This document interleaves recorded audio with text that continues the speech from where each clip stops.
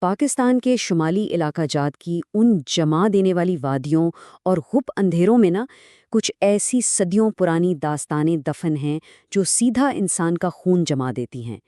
ان دور دراز برفیلی تنہائیوں میں ایسی خوفناک مخلوقات اور دہشتناک واقعات کا ذکر ملتا ہے جو اچھے بھلے اعصاب کو توڑ کر رکھ دیتے ہیں۔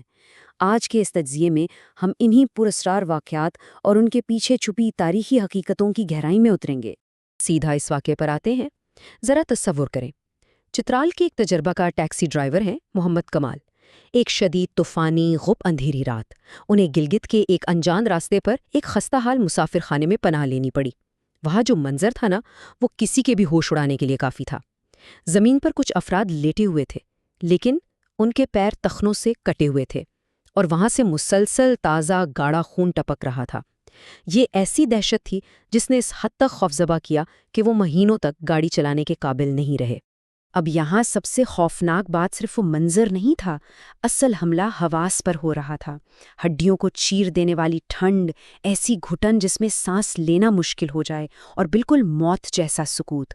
اس مسافر خانے میں آگ جلنے کی مہک نہیں تھی، بلکہ جلتے ہوئے گوشت اور تازہ خون کی ایسی متلی آور بدبو تھی جس نے انہیں وہاں سے بھاگنے پر مجبور کر دیا۔ ذہنی اور جسمانی خوف کا یہ ایک ایسا عروج ہے جہاں انسان بالکل بے بس ہو جاتا ہے۔ گھپ اندھیرے میں آتی قدموں کی آہٹ، یہ ہمارا اگلا حصہ ہے۔ یہ کہانی ایک ایسی خاتون ٹیچر کی ہے جن کی کوہستان کی ایک پر اسرار وادی میں نئی پوسٹنگ ہوئی تھی، اور وہ وہاں ایک اکیلے گھر میں ٹھہری ہوئی تھی۔ یہاں خوف اچانک حملہ نہیں کرتا، بلکہ آہستہ آہستہ، بالکل خاموشی سے ذہن میں جگہ بناتا ہے۔ یہ سب مرحلہ وار شروع ہوتا ہے۔ پہلے صحن کی دیوار پر ایک الو کا بیٹھنا، جسے وہاں عموماً بدشگونی سمجھا جاتا ہے۔ پھر ایک بند مقفل کمرے کے اندر تازہ مٹی والے قدموں کے نشان ملنا۔ جیسے جیسے رات گہری ہوتی ہے، ساتھ والے کمرے سے جوتے گھسٹنے کی عجیب سی آوازیں آنا شروع ہوتی ہیں، اور پھر آخر کار کھڑکی کے باہر سفید لباس میں ملبوس ایک ایسی مخلوق کا نمودار ہونا جو لگاتار انہیں گھور رہی تھی۔ یہ جو قدم بقدم بڑھتی ہوئی دہشت ہے یہ کسی بھی ذہن کی مضبوطی کو بکھیر سکتی ہے۔ اور یہاں دہشت اپنے عروج پر پہنچتی ہے جب اس ٹیچر کا سامنا اس سفید وجود سے ہوا تو اچانک کمرے کا درجہ حرارت گر گیا، بالکل ایک سرد جہنم کی طرح۔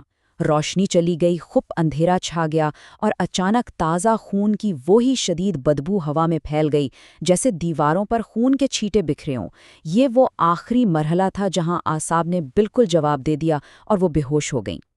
تو یہاں ایک بہت دلچسپ سوال پیدا ہوتا ہے، چاہے وہ گلگت کے اندھیرے راستوں پر پناہ لینے والا ٹیکسی ڈرائیور ہو یا کوہستان کے اس بند گھر میں اکیلی ٹیچر، ان تجربات میں یہ عناصر اتنے مشترک کیوں ہیں؟ جلتے ہوئے گوشت کی بدبو، جمع دینے والی ٹھنڈ، کٹے ہوئے پیر اور خون، آخر یہ سب باتیں ہر کہانی میں ایک جیسی کیوں ہیں؟ اس کا جواب واقعی ان علاقوں کی گہرائی میں چھپی صدیوں پرانی لوک کہانیوں میں ملتا ہے۔ چلیے بھوت کی ساخت اور روایتی عقائد پر روشنی ڈالتے ہیں اور دیکھتے ہیں کہ یہ ماں فوق الفطرت مخلوقات آخر ان نئے واقعات سے کس طرح میل کھاتی ہیں۔ برے صغیر اور خاص طور پر پاکستان کے ان پہاڑی علاقوں میں بھوت یا پیچھل پیری کا تصور بہت گہرائی تک موجود ہے۔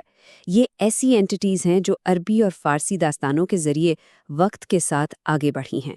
ان کے بارے میں عام تاثر یہی ہے کہ یہ ان لوگوں کی شیپ شفٹنگ روحیں ہوتی ہیں جو یا تو کسی اچانک حادثے کا شکار ہوئیں یا جن کی موت انتہائی تکلیف دہ تھی۔ اگر ہم ان اینٹیٹیز کی پہچان کی بات کریں تو کچھ مخصوص نشانیاں فوراً سامنے آتی ہیں۔ ان کے پیر یا تو پیچھے کی طرف موڑے ہوتے ہیں یا سرے سے ہوتے ہی نہیں۔ یہ مقدس زمین کو چھونے سے گریز کرتی ہیں، اس لیے ہوا میں تیرتی ہیں۔ سفید لباس میں ہوتی ہیں، عجیب سی ناک سے نکلی ہوئی آواز میں بات کرتی ہیں اور اکثر دودھ کی تلاش میں بھٹکتی ہیں۔ اب ذرا پیچھے جا کر اس ٹیکسی ڈرائیور کو یاد کریں جس نے تخنوں سے کٹے ہوئے پیر دیکھے تھے، یا اس ٹیچر کو جسے وہ سفید وجود نظر آیا تھا۔ یہ جدید واقعات سیدھا انہی قدیم روایتی داستانوں سے جا ملتے ہیں۔ خون، دھواں اور روحیں، اس حصے میں ہم ڈینیلزم کی قدیم رسومات کو سمجھنے کی کوشش کریں گے۔ وہ خون اور جلتے ہوئے گوشت کی بدبو جو آج لوگوں کے دل دہلا دیتی ہے، وہ آخر آتی کہاں سے ہے؟ شمالی پاکستان اور ہندو کش کی تاریخ اور ان کے عقائد پر کام کرنے والے محققین بتاتے ہیں کہ ان پہاڑی وادیوں کا ایک اپنا ہی الگ کائناتی فلسفہ تھا، ایک ایسی روحانیت جو وقت کے ساتھ ساتھ دھرم کا حصہ بن گئی۔ اسلام کی آمد سے پہلے اور یہاں تک کہ بعد میں بھی اس خطے میں شمانزم، جسے مقامی زبان میں ڈانیلزم کہا جاتا ہے، اس کے بہت گہرے اثرات رہے ہیں۔ اب یہاں ایک بہت حیرت انگیز موازنہ سامنے آتا ہے۔ جو چیزیں آج لوگوں کے لیے خوف اور دہشت کی علامت بن چکی ہیں، جیسے تازہ خون کا ملنا اور کسی جلتی ہوئی چیز کا عجیب سا دھواں، بالکل یہی چیزیں قدیم زمانے میں روحانی مخلوقات کو بلانے اور مقدس رسومات کا حصہ ہوا کرتی تھی۔ یعنی جو بدبو آج کسی انجان مسافر کا خون جما دیتی ہے، وہی مہک کسی قدیم دانیال یا شامان کے لیے ایک روحانی سفر کا آغاز ہوتی تھی۔ ہے نا عجیب بات؟ اس کی سب سے بڑی مثال شٹو کی رسم ہے۔ یہ دانیال یا شامن بننے کا ایک آخری مرحلہ ہوتی ہے۔ اس رسم میں ہوتا یہ ہے کہ امیدوار سوکھے ہوئے جونیپر کے پتوں کا سفید دھواں کھینچتا ہے۔ مقامی عقائد کے مطابق اس کی روحانی ماں وہاں آتی ہے، ایک ہاتھ میں سفید دودھ اور دوسرے میں سرخ خون لیے ہوئے، اور اس رسم کے دوران وہ شامن ایک ذبح کیے گئے بکرے کا خون پینے کی کوشش بھی کرتا ہے، مطلب وہ مرتا نہیں ہے۔ لال، سفید اور ہرا رنگ یہاں بہت اہمیت رکھتے ہیں۔ تو آج جب ان ویرانیوں میں کسی کو اچانک خون اور دھواں محسوس ہوتا ہے نا، تو دراصل وہ انہی صدیوں پرانی طاقتور رسومات کی ایک گونج ہوتی ہے۔ اب آتے ہیں زنجیروں کی آواز کی طرف۔ پہاڑوں کے اس اندھیرے اور خوف میں ایک اور ایسی مخلوق ہے جو گلگت بالتستان کے عقائد کا بالکل مرکز ہے۔ یہ کردار ہے جردھنگالو۔ دیکھیں، یہ کوئی عام سی روح یا بھوت نہیں ہے، بلکہ اسے موت کی نشانی سمجھا جاتا ہے۔ کہا جاتا ہے کہ اس کی آمد سے پہلے غپ اندھیرے میں بھاری زنجیروں، دھاتوؤں اور ہڈیوں کے زور زور سے ٹکرانے کی آواز آتی ہے۔ ایک ایسی خوفناک آہٹ کہ اگر یہ کسی بستی یا گھر کے باہر رک جائے تو وہاں سمجھیں کہ موت نے دروازہ کھٹکھٹایا ہے۔ مقامی عقائد نے کائنات کو 2 حصوں میں تقسیم کر رکھا ہے۔ دن کا وقت اور آباد جگہیں یہ انسانوں کے لیے ہیں، یہاں تحفظ ہے، فزیکل سیفٹی ہے۔ لیکن جب بات ہو رات کی اور ویران جگہوں کی، تو وہ ان مافوق الفطرت اینٹیٹیز کے تسلط میں آتی ہیں۔ رات کے وقت اندھیرے میں باہر نکلنے کا سیدھا سا مطلب ہے اپنی روح کو اس خطرے میں ڈالنا، کیونکہ جردھنگائلوں کے بارے میں یہی مانا جاتا ہے کہ وہ انسانی روح کو چرا لیتا ہے۔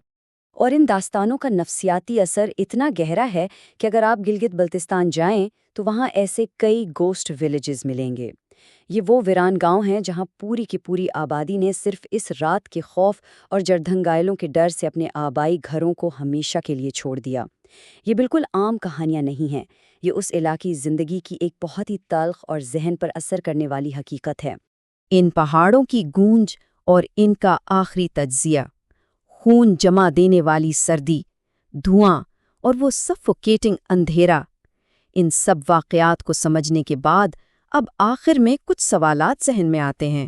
ایک لمحے کے لیے سوچئے، کیا پاکستان کے شمالی پہاڑوں کا یہ جو شدید، دشوار گزر اور تنہا ماحول ہے، یہ خود انسانی ذہن میں ان خوفناک تصورات کو پیدا کرتا ہے، یا پھر واقعی اس تاریک اور برفیلی تنہائی میں صدیوں سے کچھ ایسی قوتیں آباد ہیں جو یہاں انسان کا داخلہ پسند نہیں کرتی؟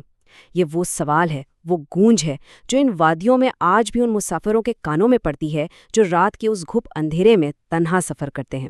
اس تصدیق کو دیکھنے کا بہت شکریہ۔ امید ہے کہ اس پر اسرار سفر نے ان پہاڑوں کے خوفناک رازوں کو ایک نئے اور بالکل مختلف زاویے سے سمجھنے میں مدد کی ہوگی۔